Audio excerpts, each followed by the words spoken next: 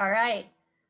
Welcome everyone to this much anticipated event in our speaker series on seeking shared promotion of well-being and social justice. My guess is there'll be additional people chiming in or joining in as we go, but let's go ahead and get started since it's 5 o'clock, at least 5 o'clock here in Vancouver.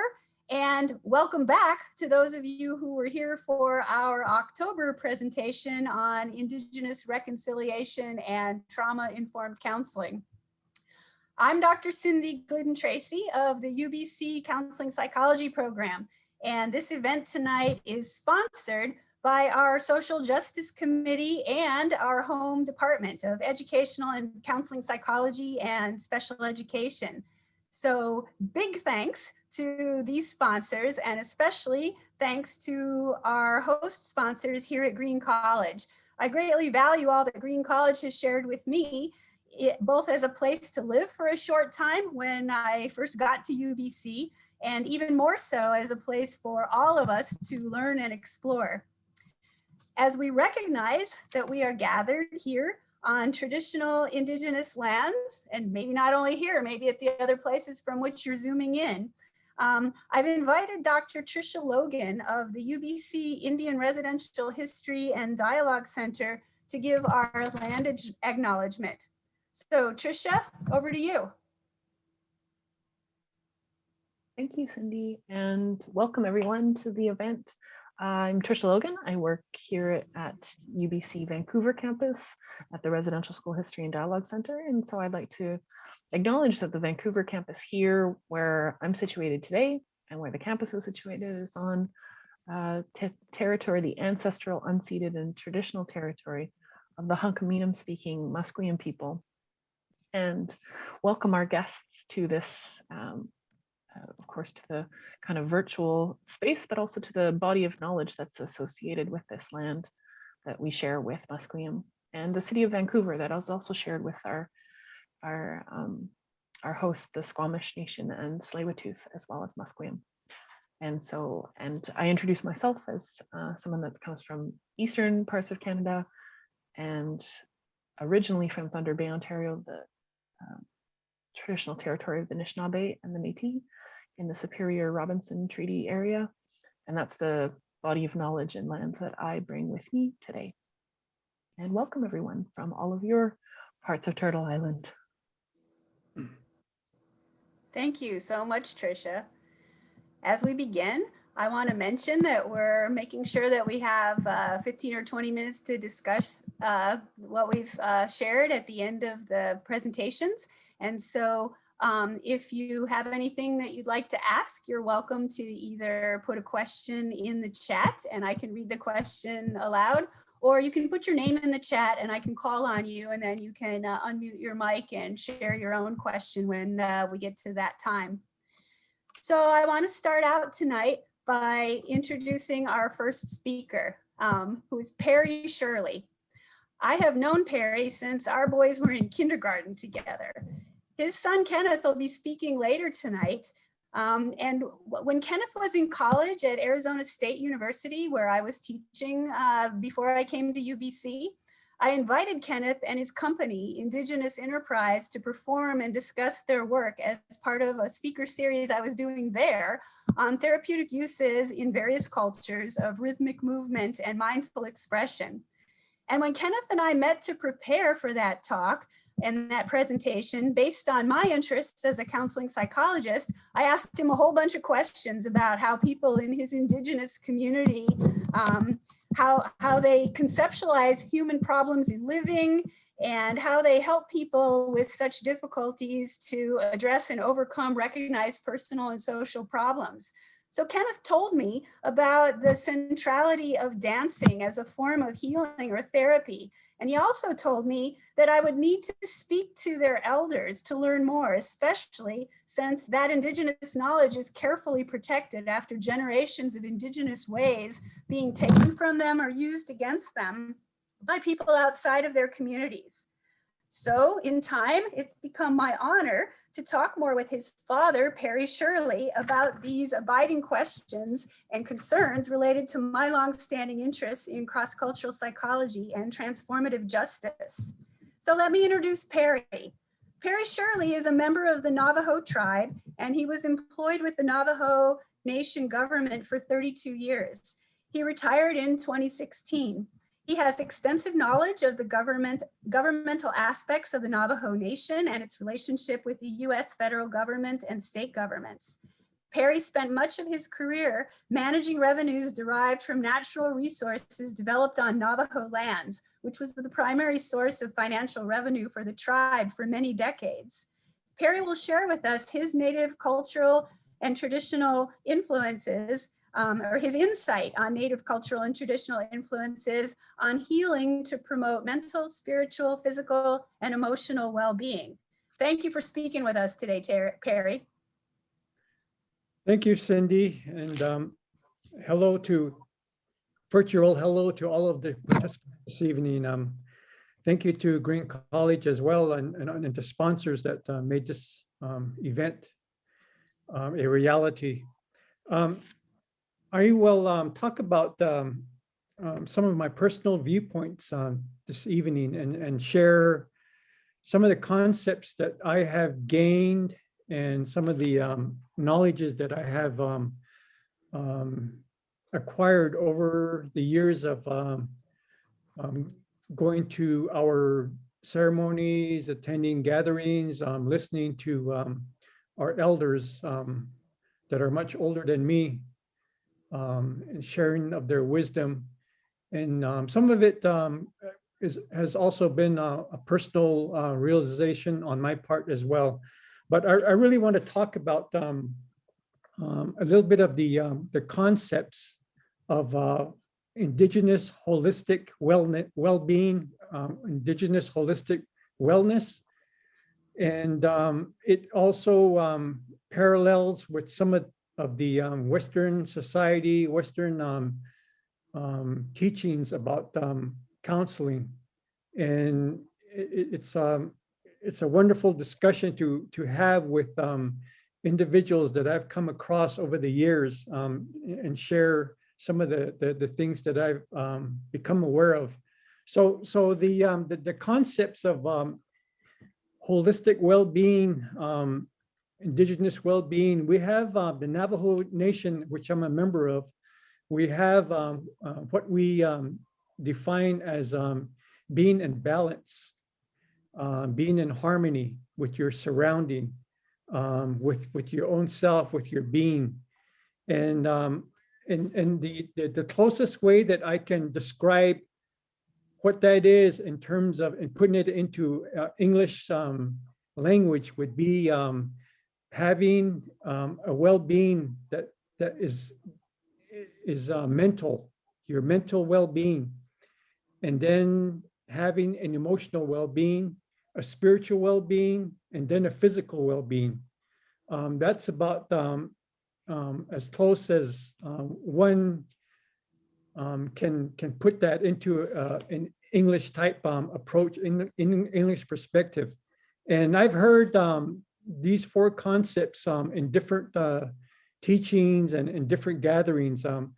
But my understanding is when we talk about mental well-being, what we're really talking about is our not only our intellectual capacity, but how we use it for positive development, how we use it to be aware of such things as our inner child, our own personal being, our spiritual being, how we use it to be aware of experiences that we have, how we use it to be aware of deficiencies that we might have in our life, in our everyday life. That is your mental well-being. And then moving on into your emotional well-being, we're looking at your emotional relationships. How do you feel and express your emotions? Not from within your own self. How do you understand positive and negative emotions? And then how do you further communicate those emotions. And then also spiritual well-being would be your spiritual sense of connection, whether that's, if you believe in God and the creator, that would be your spirituality. Or if I've come across individuals that don't have that, they don't have, they don't believe in God, they don't believe in a religion. Well, you can have a place, or you could have something out there that you can go to establish that spiritual well-being. It could be a place where you can bring your concerns, you could seek personal guidance, in a sense, be your safe haven. Something that brings you a sense of peace, something that brings you a sense of contentment, or establishes hope for yourself. And then the final one being physical well-being. And that would be having a positive physical acknowledgement of your existence, a positive identity within yourself, having positive esteem, positive respect for yourself, having a sense of purpose, who you are, where you belong. So those are the some examples of what I talk about, what I mean when I talk about those 4 areas. Now, our elders, they say that these 4 elements that are necessary in a person's life, they have to be in balance. You have to have checks and balances, so one does not overpower the other. You got to have a constant balance there, because as we go through life, we would come across events and things that happen in our life where it might elevate your sense of emotion, your emotional well-being above maybe your physical well-being, and vice versa, or any one of the other 2 elements that I mentioned, your spirituality and then also your mental well-being. So that in a sense is what they talk about when you have to have holistic balance and harmony with your surrounding. One of the big things that is put forward is identity. Identity is crucial. Identity is really something that is really a foundational basis behind every individual. The Navajos, we have a matrilineal clanship system. And I really sincerely believe that when we are born placed on this earth by our mothers, they give us their clan, so we carry on the mother's clan. And what that does for a newborn child, a Navajo child, is that's their identity. That's who they are. That's where they come from. We have Navajo creation stories that tell us that your clan comes from this area, from within our 4 sacred mountains. This is where your clan comes from. These are the characteristics of your clan. These are the personalities of your clan. These are the people that came before you that had your clan. These are your relatives where you can go. You have a lot of relatives on Navajo where they share your same clan. Those are your relatives. When you go, you're not alone. Your relatives are there with you. So that's a sense of identity that the Navajo child is born into. You hear about, I hear about people that are not non-Navajo, maybe non-native, that are seeking to find out where they come from. I have numerous friends of mine that have done research. They want to know where they come from. Where do I come from? What generations where did my great-great-grandparents come from? And then they find out maybe they immigrated from Ireland, or they come from the UK, from different places, or they want to know what their DNA, a knowledge of their DNA and what that says to them. That is what they're looking for. They're looking for that identity. So it's not something that I feel is just for Navajo Nation or for other indigenous people that have these types of identity, cultural aspects of their life, but it's important. So so how does this all relate to dance? Well, indigenous culture and traditions and ceremonial beliefs, um, and dancing that is a part of ceremonies, they're all acknowledgments, and they're all expressions of this holistic well-being that I'm talking about. Dance is an expression of identity. When the dancers such as Indigenous Enterprise dancers that are going to speak after me here, when they're out dancing, that's what they're doing. They're acknowledging their identity. They're expressing their identity. That through their dance movements, through their dance steps, they're having an emotional expression, a spiritual expression.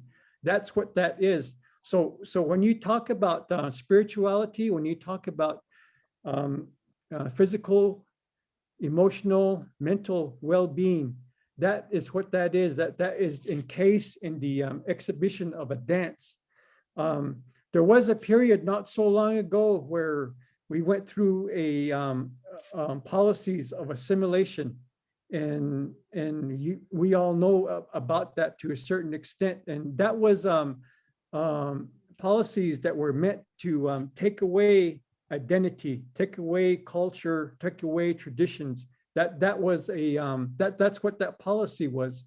But the way I interpret it, your identity, that is something that is not is not a physical, like something that can be physically taken and from you, but it's your identity is something that's inherent within your being, within yourself. So we like to think that yes, we went through, this wasn't very long ago. My mother and my father talk about boarding schools that they went to and the abuses that they suffered, all for the purpose of trying to assimilate, trying to take away their identity. But when you really think about it, an identity is not something that can be physically taken away from you. That's something between yourself and the creator, yourself and your spirituality. And so we continue to strive, and we continue to utilize our existence and our dances to exercise that expression that we have. This inner child that I speak about, that I mentioned, that in my mind, that would be that child that we all have. That at one time I was a child, and I had that identity, and then that child up to the age that I am now continues to exist. But when you talk about the Western society of counseling, and the Western society of trying to heal and help a person, it's that child that you're wanting to nurture, and you're wanting to build back up from whatever ailments, from whatever traumas, from whatever that child is needing there in their life. So that's some of the things that I want to share, and like Kenneth and the George and Ty are going to share. They're going to talk about some of the healing aspects of the things that they experience as they share their dancing, and these dances have stories, and they come from long existence of cultures and beliefs and traditions that are shared among the tribes. So I just wanted to share that a little bit, just as a little bit of introduction into the dancing that will be shared. And I'll be available to answer and elaborate some more after we get done. Thanks. Thank you, Perry. That's such great introduction and information for us to kind of move forward. So our next three speakers are all dancers and cultural ambassadors who are part of the company that Kenneth Shirley founded called Indigenous Enterprise. The first presenter will be Ty Lodgepole. So Ty Lodgepole is a member of the Dine Nation, which is also called the Navajo Nation, and he's from Whitecone, Arizona. He currently resides in Phoenix. He dances the men's prairie chicken dance, which comes from the Blackfoot and Siksika tribes in northern United States and southern Canada region. He has been dancing since the age of 10, and along with dancing, he's a graphic designer, a music producer, and a creative director, doing design work for many across the world and traveling across the world dancing. Ty has also accomplished to obtain a music business degree in 2019. So let's start with a video of Ty dancing the men's prairie chicken dance, and then he'll tell us more about it. Alan, could you play the first video?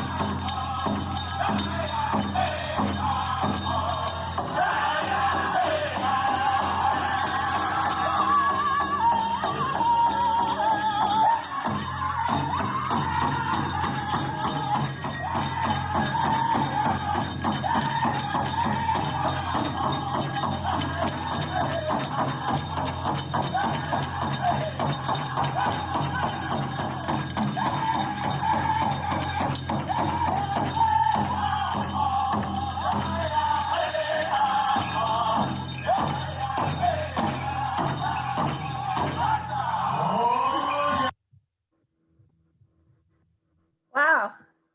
Over to you, Ty. Thank you. Appreciate it. Yeah, like the introduction, my name is Ty Lodgepole, and my family's from Whitecone, Arizona. I grew up in parts of my life in Fort Defiance, Arizona, and Bozeman, Montana. But like Cindy said, I currently reside in Phoenix, Arizona. And yeah, I've been dancing that dance since I was about 10 years old, and I'm 23 right now. And so about 14 years I've been dancing. And how I first started getting into dancing is my dad, he's a grass dancer, and my relatives up in Montana, I have an uncle by the name of Dustin Whitford and Guy Fox and Rooster Topsky. They all dance the men's prairie chicken dance too. And I've always kind of looked up to them and admired what they do as people, and as well as, you know, their dance style. So, you know, I gravitated towards that category. And the others. And I was initiated up in Rocky Boy, Montana, and that's where my relatives are from, where they're from. And up there, those are the Chippewa Cree people, and there's the Blackfoot tribe is also nearby. It's on the border of Canada and the lower Montana region. So growing up in Montana, I was always around that type of category, and that category is more so popular in the northern areas of the United States and like Canada regions, more so than down here, down south in Phoenix, Arizona, or so I gravitated towards that and grew up, just being a sponge to the information, the knowledge that was passed down for me about the dance. And those three people that I mentioned, they're the ones that kind of taught me the different types of teachings behind that dance and what it's all about, and the different origin stories, and kind of built that foundation of why I dance, and the deeper meaning behind it. And I'll get into all of that. But yeah, I'm also a graphic designer. I design clothing for our company. I'm a music producer. I produce here and there, and creative director. We work with different photo shoots and this and that. But so I try to dabble in different areas like that. Anything creative, I'm always there trying to give my input and do what I can. But back to the dancing part.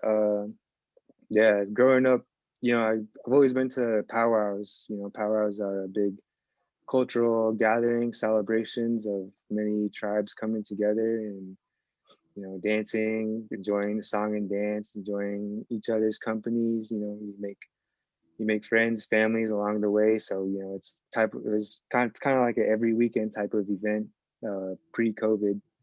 And I grew up going to those until I started dancing. Started going to them even more, and it's competition based. So it's split into different categories.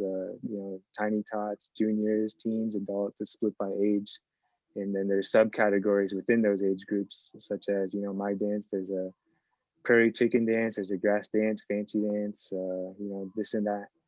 And yeah, it's competition based now. There's prize money involved. There's 5 places, more so popular. But, growing up, what my uncles kind of taught me is, dancing, it's never for the money or never to be popular, or it's never for those type of intentions. It's more so the feeling behind it, the feeling it gives other people.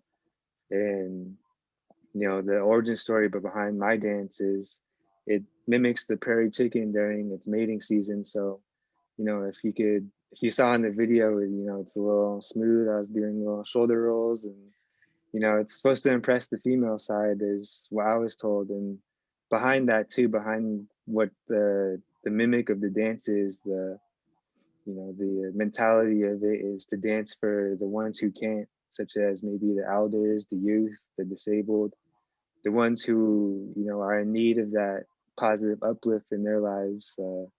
I dance for them because they weren't given the opportunity to, or whatever it may be. I dance with a prayer in mind, to always do it for them. So that's kind of where my mentality is with dancing, and kind of where it has been ever since I was little. I've always, whether it be family members who are going through different type of trials and tribulations, different sicknesses, different, illnesses, I dance with a prayer in mind every time for them.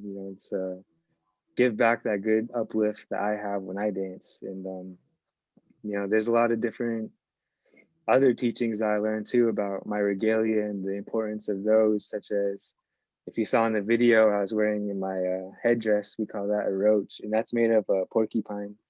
And the colors in it are from the tail of a deer, and the 2 eagle feathers that are on top, they represent what I was told.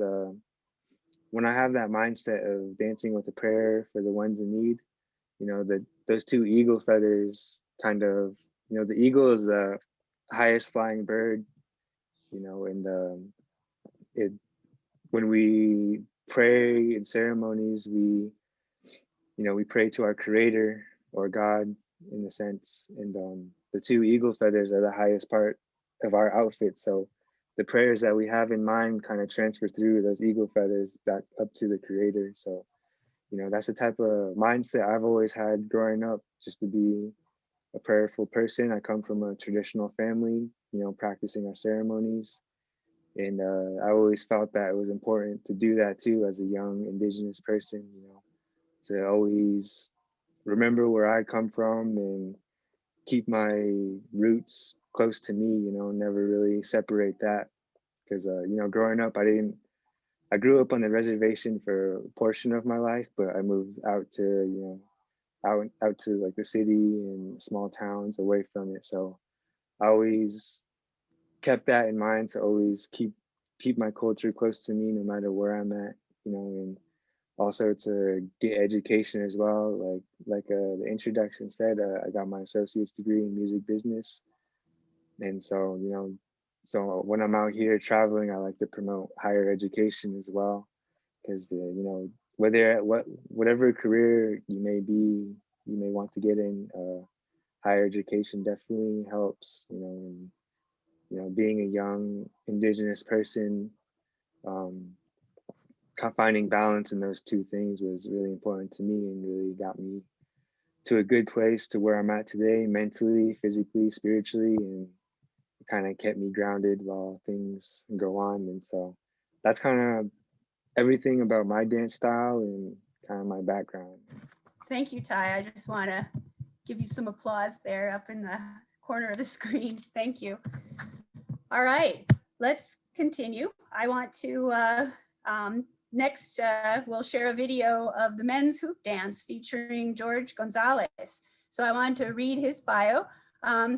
Jorge Gonzales is a member of the Salt River Pima Maricopa Indian community, and he's also half Mexican. He's from Phoenix, Arizona.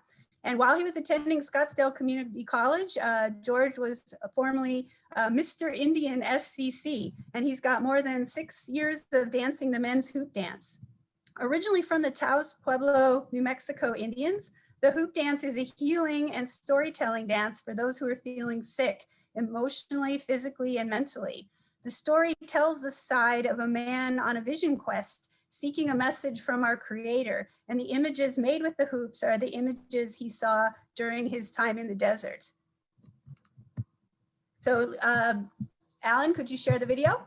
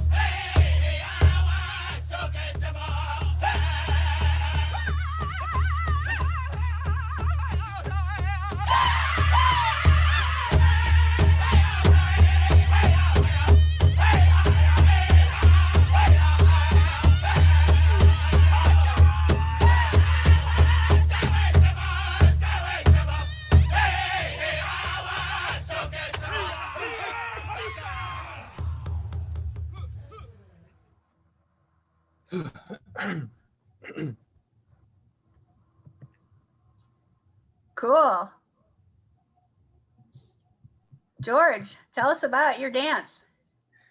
Like you said, it originates from the Taos Pueblo, New Mexico Indians. It's a storytelling dance and a healing dance for those who are feeling sick physically, emotionally, spiritually, and mentally. And the the other side, the other part of it is that it's the meaning of life. Each each hoop, I dance with 11. And so, they say that every time I go through each hoop, I'm adding another day or another year to my life, so I could be like, 400 years old or something like that, or like, and the, and certain tribes, they use this hoop dance as a wedding dance, a wedding traditional dance, and then I always say in the shows, I always say like, that's a lot of hoops to jump through, and, the ring and being eloped and all that. And so, as you said before, I've been dancing for 6 years, and I've been dancing with Kenneth and Ty and the rest of the group. He's taken me everywhere across the country, Australia, and once this whole thing blows over, I plan to be on tour. Hopefully that'll be a for sure thing, But as of right now, we'll just stick to the Zoom meetings, and how do you say it? Social distancing. Had to think about that. I don't know why.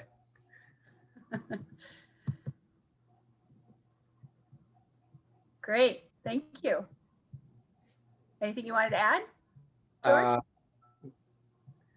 With that, with what you said about me being Mr. Scottsdale Community College, with that reign I had for a good year, that was about representing, the community and who I am as a person, and representing the school itself, attending all these events, and seeing other royalties there, such as Miss Indian World and other royalty colleges and other tribal royalties as well, such as my own, and Miss Navajo Nation and all that, all the events, I would see everybody there. And then, with that, I was just seeing family, we would see each other, say hi, and then attend those events, introduce ourselves, talk about who we are, and then who we're representing or what we represent, with that sash and with that reign we're holding on. And with that, I would say I got a lot of connections out of it, and I did perform for some of those events, whether it was scheduled or I was reached out to perform for that event. And I would say it was a great reign. I really loved being Mr. SEC. It was really, really nice. I got to dress up, so I always like dressing up. So, and I think it was just really fun, nothing negative about it at all. Sounds great. Thank you. Yeah. All right. I'm gonna bring up Kenneth the next. Kenneth, you ready to go? Let me get back to. Hang on just a second, Kenneth. I just wanted to say that the links for these videos are also being provided in the chat in case anyone wants to have a chance to look at them that way as well. And our final presenter for today is Kenneth Shirley. So we're going to show you a video in just a minute of his men's fancy war dance. But first I want to tell you a little bit more about him.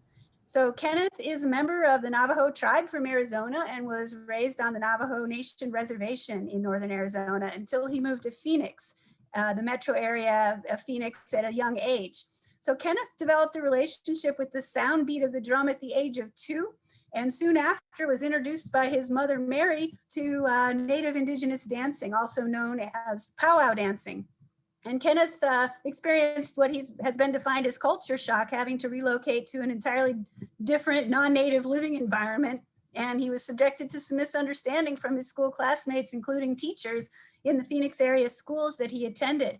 And while he was attending Arizona State University, Kenneth founded Indigenous Enterprise in 2015. And the purpose of Indigenous Enterprise is to share Native Indigenous culture throughout the world and to lessen the misunderstanding that exists of Indigenous people. Indigenous Enterprise has performed at the Sydney Opera House in Australia, performed in London, England, and Canada, and most recently on the national stage of NBC's World of Dance. as well as in the national televised celebration of the inauguration of the US President Joseph Biden representing the state of Arizona. So we're glad you're here, Kenneth. And Alan, if you could go ahead and cue up his dance, that'll be the next one.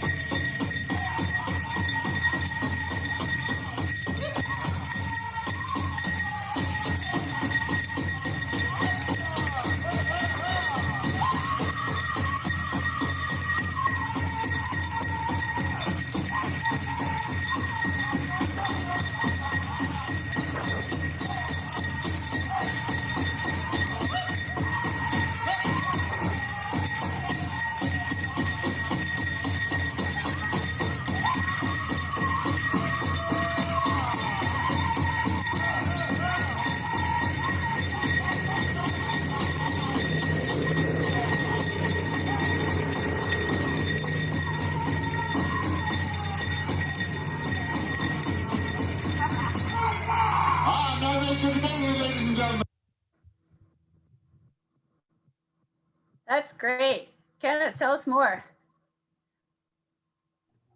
Yeah. Hello, everybody in the chat. My name is Kenneth, Shirley, and come to you from the Navajo Nation from Lupton in White Cone, Arizona. The dance is known as the Men's Fancy War Dance. It comes to us from Oklahoma and the Ponca and the Comanche people. It's supposed to be representative of a horse. So when you see me moving, it was like a lot more fast paced and a lot more footwork and quick, like cartwheels and stuff compared to George and Ty's category. So it's like kind of more of like a beat type of style. And it's supposed to be kind of giving off that good high pace energy. And then whatever I'm doing to the right, always got to come back and do it to the left and be able to keep that balance and that good symmetry. And yeah, I've been dancing since I was 2 years old. My mom, I think she's in this right now. I see her little iPhone is in this chat. So thanks, Mom, for taking me to the powwows and introducing me to the circle and paying thousands of dollars to get me outfits and stuff of throughout my whole life. So without her, I wouldn't be able to do all the things that I've been able to do. She was the one that opened the door and was able to kind of get me started on this path of dancing. And yeah, and it goes back to my grandpa. My grandpa used to do what we're doing right now of like showcasing culture and kind of educating people through indigenous ways. My grandpa, Kenneth White Sr., he did this like all like back in the 50s and 60s. I remember my uncle was showing me a picture of him doing shows at Disneyland, like in Disneyland back in like 1950 or something like that. So, and in a way, we're kind of bringing and continuing his legacy of trying to educate and showcase indigenous culture through in a positive way. And yeah, we started this in 2015, and we just wanted to be able to showcase culture like locally here in community colleges. That led to festivals from the city of Chandler, and then that led to us getting more of outreach on the internet, and led to Taboo from the Black Eyed Peas, from all of these different opportunities that have been come forth because of the way, like how we are right now, like we're all talking through the internet, and that's how we've gotten our word out. That's how we got opportunities and stuff, because we don't know who's watching. We just dance and we just put our message out there, but we can't control who sees us and who and where it goes. And so that's what led us to opportunities like doing NBC's World of Dance, or doing President Joe Biden's inauguration. And so yeah, we're just very, very thankful for all the opportunities, because we don't go out and try and seek like people to kind of like have us come on over. So the fact that we're able to be here and speaking with this college, and it's a beautiful blessing. And yeah, we're really looking forward to maybe doing it in person one day and be able to showcase culture. Because, you know, you guys see the video, you guys seen Ty's video, you seen George's video, and it's just, but it's nothing the same. It's not the same as when you see it in person. And I know Cindy can agree to that. It's like, it's okay, you know what I mean? But when you're just listening through speakers and stuff through like an iPhone or a computer, but when you see it in person, it takes a whole another level of energy that comes to fruition. So, but yeah, we're just very thankful for the opportunity to be here with you guys. I don't know if you guys had any questions. Yeah. Well, thanks, Kenneth. I really want to open this up for questions in just a few minutes, but I know that as we get ready for the audience to ask questions or discuss these ideas and practices kind of with our presenters, we've got one final video to share. And when that last video is over, I'd like everybody to open up their cameras and applaud for our performers, and then we can move into our discussion. So Alan, could you play the last video for us?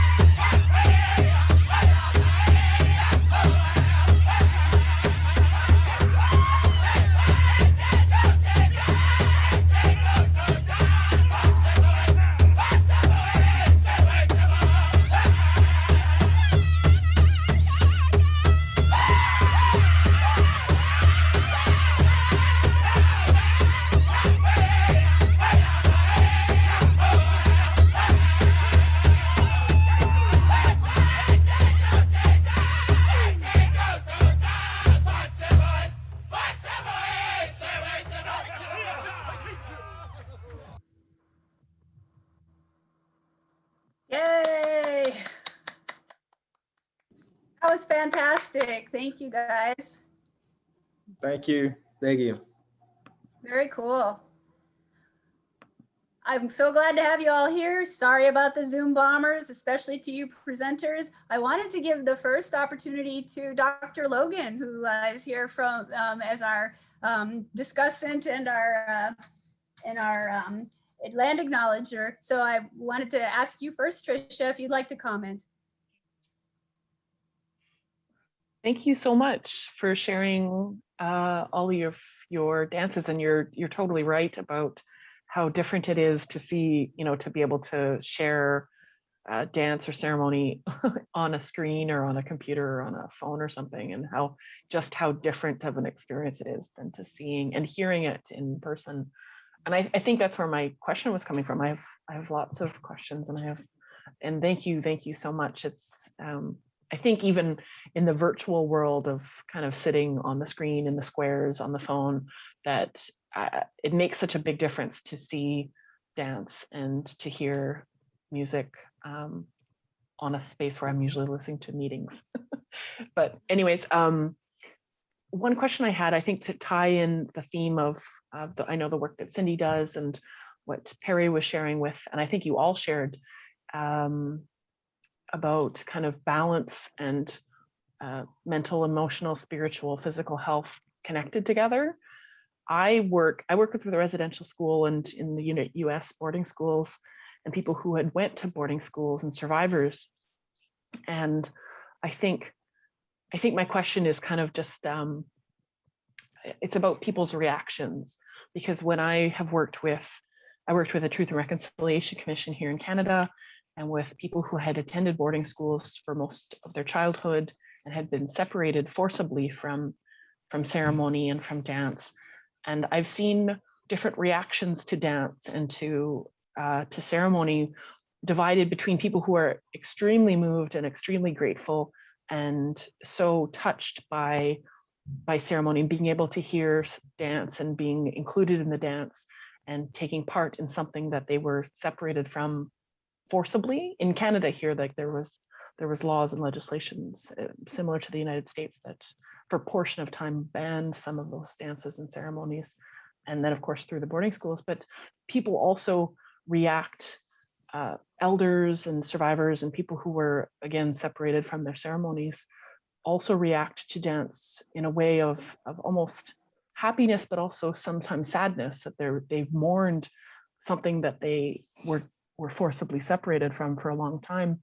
And so as many people that expressed to the dancers gratitude and love, they also expressed sometimes sadness and that they had missed something and that they have memories of their parents or grandparents or their ancestors that they had been separated from for a long time. So I guess that's a question, big question, but if you had similar experiences of connecting with elders or survivors or people who had for a long time in their life been separated from the dances that you do today.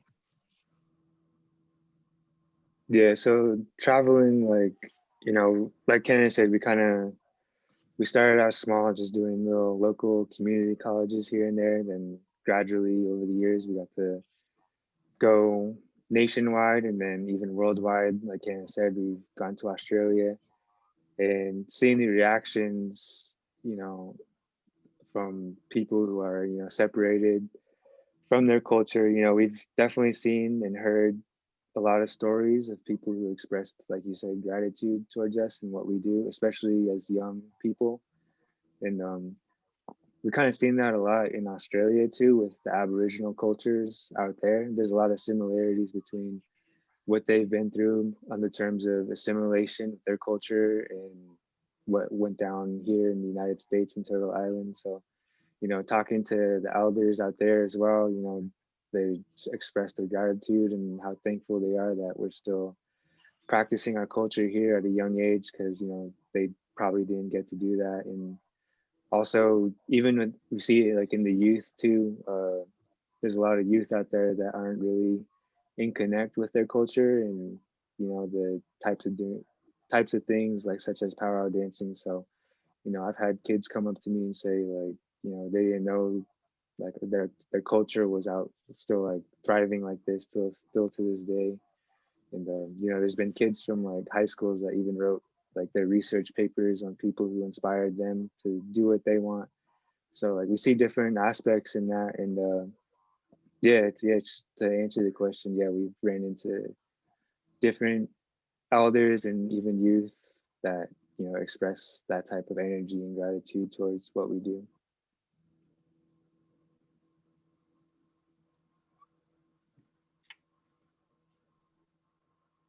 Anybody else want to chime in on that?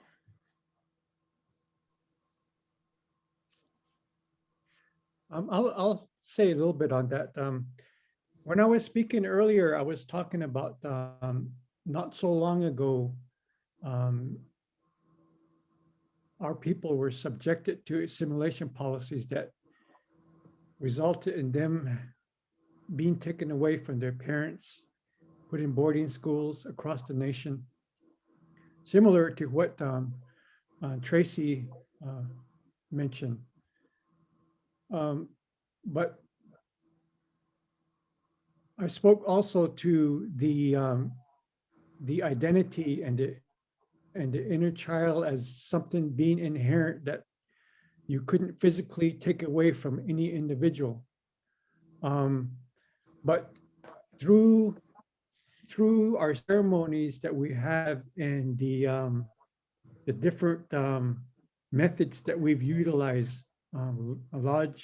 sweat lodges, etc., and dancing, whether it's in a ceremonial setting or whether it's in a social gathering such as a powwow or an exhibition or whatever. I've seen my son through teachings that have been bestowed upon him, look around the gathering, the circle, and maybe see somebody that's elderly, that up in age, or maybe somebody that's handicapped, that's not able to physically walk, for him to what I've seen is him go out there, find that person and dance in front of that individual. And somehow that by doing so, they have an emotional connection with that person. And he is able to transfer that power of dance, that power onto that person. Now, I believe that what happens is that person, as counseling is, it's, you want to open up a person, you want to get to a person's troubles, whatever that person, whether it's emotional trauma, such as being taken away from your parents and shipped off to a boarding school somewhere, and then being subject further to physical abuses for speaking your languages, etc. That person, by viewing an exhibition of dance, native dance, with that drum beat and that feeling that comes along with it, that's a process of getting that out, all of that emotional abuse, emotional trauma, getting it out, whether it's even, you don't physically have to verbally exercise it. You don't have to do anything, maybe just sitting there and watching this, and your thought process, it gets it out, and you're able to get some of that relief and get some of that's what that power of dance does. And so I've seen all my my nephews and my son here do that for people, and I've seen it not just them but others as well. They're taught that by their elders. So I just wanted to share that aspect. I'm glad you did. Are there other reactions or comments or questions?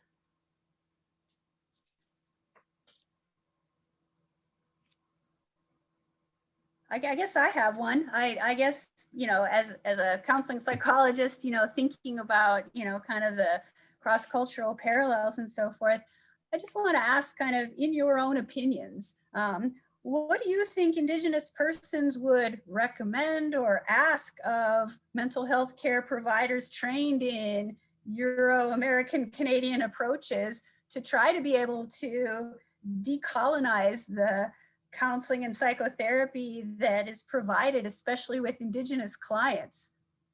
I just wonder if you have any thoughts or ideas about that.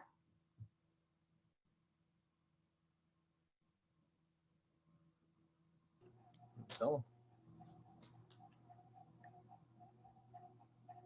let me provide a little bit of make an expression on that, and then maybe this might one of the boys will elaborate a little bit more. So back on Navajo, we have Department of Behavioral Health, and we have programs that have been initiated to help our people that are struggling with behavioral situations. And as a part of the formal counseling programs that have been established, they also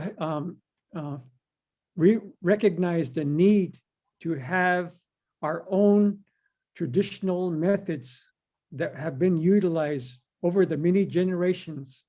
So within the confines of a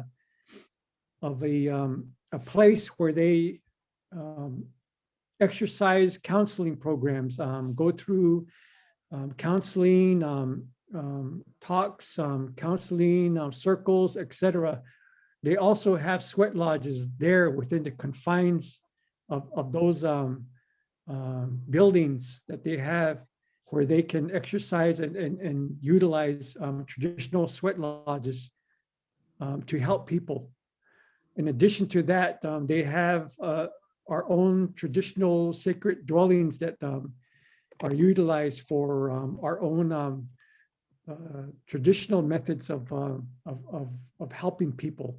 So that's all integrated into the behavioral health system that is utilized on Navajo. Thanks, Perry. It looked like George wanted to add something as well.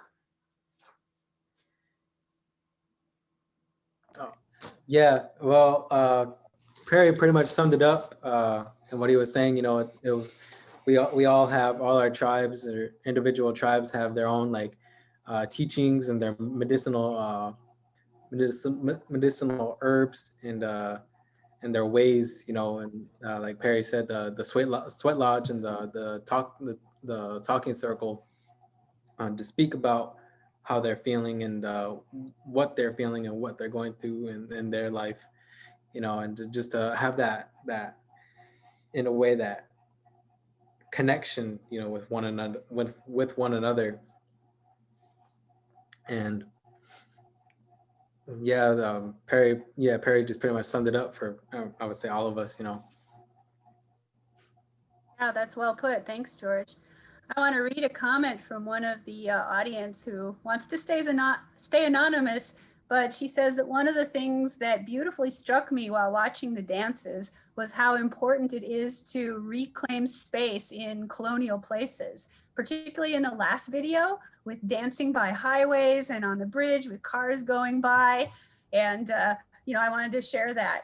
Because I agree with what I heard a couple of you say, and that it's different to see it on the computer screen than it is to experience it out there in the open air and you know, kind of taking space in some of those places. So any reactions or comments to that?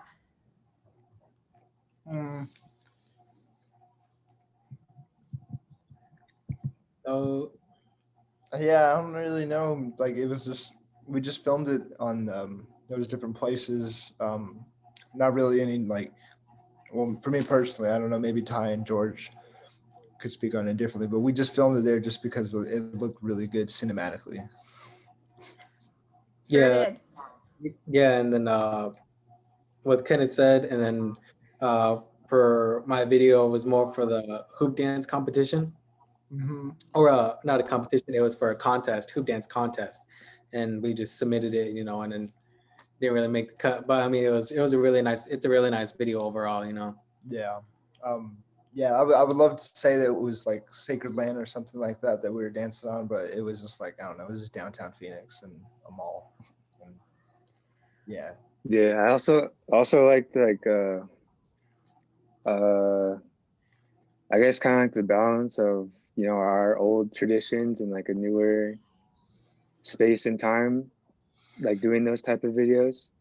And I could talk about it like on the clothing aspects too. Like, you know, when we started making clothing for a company, you know, I'm a big fashion guy, I guess. Like, you know, I'm a big fan of clothes and these different type of high profile brands. And, you know, when we first started making clothes, I like to integrate, you know, our old designs, like Native American designs, Indigenous designs, and kind of mesh it with, you know, the modern day, you know, streetwear clothing type of deal. So like, you know, finding that balance in that within clothes and also finding that balance with dance. Like, you know, we've done stuff, non-power music collaborations with like, you know, Taboo, the Black Eyed Peas. We performed on stage with him. We performed on stage with Rob Thomas. So kind of with those videos too, like we integrated like our old traditional culture with the newer type of Western society type of stuff, like modern music, modern clothes, modern backgrounds, and things like that.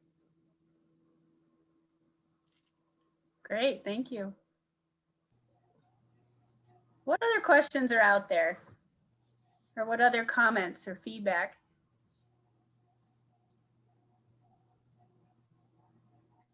Yeah, it's like called our regalias. Just to kind of like confuse the two. To be a little more Yeah, formal. yeah, just because like, I don't know, people get that confused with like a costume, like sometimes with Halloween and stuff like that, it's like kind of like they're pretending to be something. And more regalia is kind of just like it's a Who we are. representation of who we are. But yeah, the different regalias were all handcrafted by different designers and artists. Like me myself, I have a relative here that lives here in Phoenix that does like me and Ty and Jorge's our breechcloths and does like handcrafted sewing, which is like gathered from a bunch of materials and different fabrics, and she pieces it all together to make it into one. And then with beadwork, it takes like months of just hand stitching thousands of beads together to put it into like a whole different pattern. And then the things that I'm wearing too is like the bustles that I made those myself, and that took like a good 2 months to make, of just like crafting and then gluing and putting things together to be able to make it like sturdy and hold it together for years. So I don't want it to like break or anything like that. And yeah, what Ty mentioned too, the thing that we're wearing on top of our head is known as the porcupine roach, and it's made from actual porcupine, and then eagle feathers that we carry from bald eagles as well. And yeah, it's just very, very different significance from each outfit is different. With the colors that we pick and the different representations it does to Mother Earth and different meanings that it comes with that. And I'll let George speak on his outfit too and what goes into his category. Yeah, like what Ken is saying, like all the colors and the patterns, it all differs from what tribe you're from and what colors that your tribe represents, or whether or not you want to be a little more, how do you say, showy with your dance. Like you can wear like a bright color and you'll probably be the main one out in the powwow or in the circle, showing out with whatever color you're wearing, a bright color or a dark color, or just specific patterns. And with mine,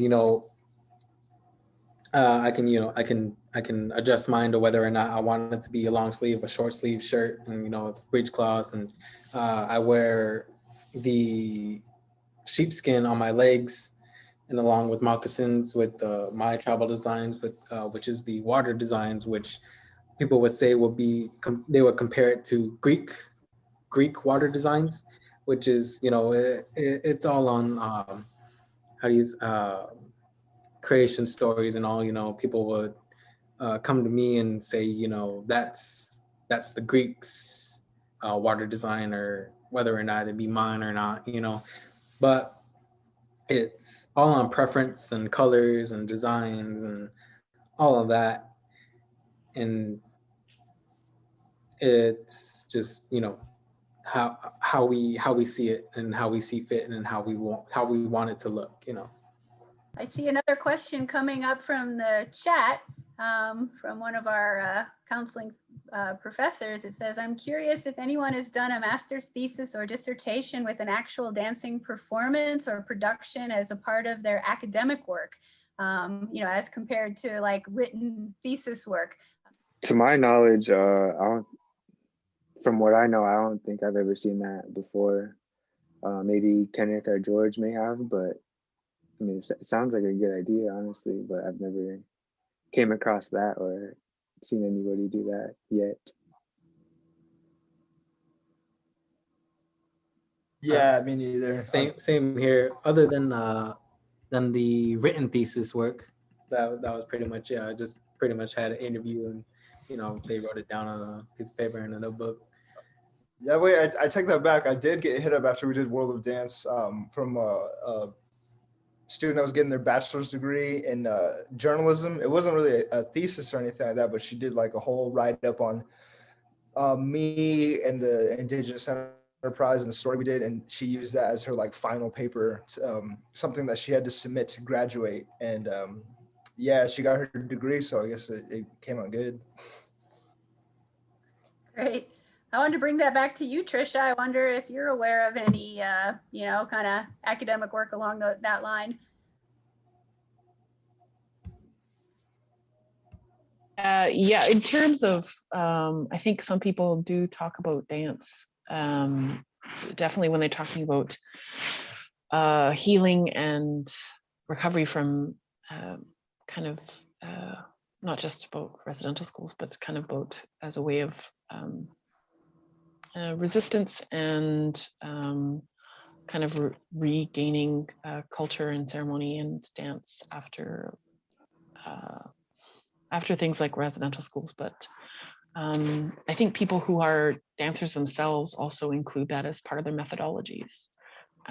That even if the topic itself is kind of an academic topic, that their connection to dance is connected to how they've created their dissertation. And I think there are some places where ceremony is included in how they've presented their findings of the stories that have been shared with them from community members, oral histories or stories that are shared with them, and teachings, some of them very sacred teachings, and some portions of it are presented with dance.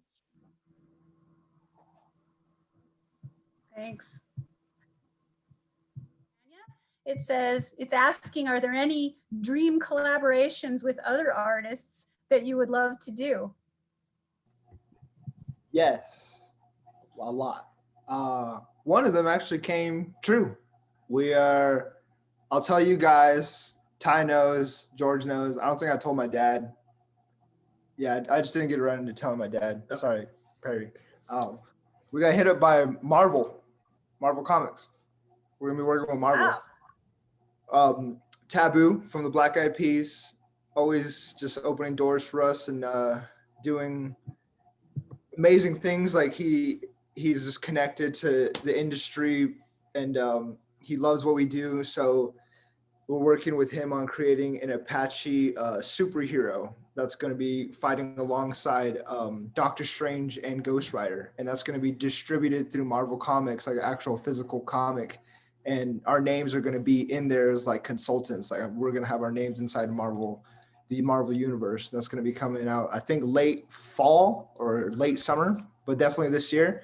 And then next year, they hit me up and they said they're going to be doing a series of comics that are going to be virtual for the phone, because Marvel, they have an app. And so we're going to be doing a 4 series of a whole Kashala, that's the character's name. She's an Apache woman superhero sorcerer, and she's gonna be fighting Dr. Doom and stuff. But the cool part is in the second series is they're going to be introducing a Navajo code talker character who, after World War II, went to go work over for Tony Stark and Stark Industries, and fights alongside Captain America. And so we're in development with that. I asked them, I said, what's because we're going to be designing stuff. And I asked them what the name of the character was going to be. And they said, we're going to name him Kenneth. And I was like, what? So we named him after you. And I was like, are you kidding me? So they're going to have a Navajo character named Kenneth in the Marvel universe. And they took it a step further, and they texted me and they said, can you send some images of your face for the comic book artist to draw? So they made me send some pictures of my face, and they're going to draw me, and I'm going to try and get them to draw Ty and George and on some other characters, like actually in the Marvel comic, like my face and us. So that's going to be coming out next year. Very hyped on that. Wow, Kenneth, you guys are going to be superheroes. I'm seeing another question in the chat from, I think this is from Kenneth's mom, Mary, asking me, saying, I've been to a live powwow, and part of why I came was because Mary invited me. And I've been to a few powwows now to see Kenneth and some other dancers, and she's asking me, what did I think and how did the dance make me feel? And I found that I was incredibly caught up in it in a way that I wasn't expecting. I knew it was going to be cool to see Kenneth dance and to participate in something that was kind of from a different culture and to take on a different perspective. But what I noticed was that the movements of the dance are all about making contact with the earth and with the surroundings in a way that was very sort of grounding and invigorating at the same time. And I found it really energizing and sort of motivating me to kind of learn more about the connections, not only in, you know, kind of American and Canadian Indigenous cultures, but also in other cultures, to kind of look at how people are connecting with their surroundings and with each other in a very, you know, kind of tactile and present way. And so to me, that had sort of an energizing and motivating kind of impact that to me is like a parallel to what we're trying to accomplish kind of through psychotherapy, is to try to get people more in touch with, you know, kind of what's happening in their present moment and in their connections to their surroundings, and to sort of find that energy and motivation through those connections. So Marriott, does that give you a little bit of an idea?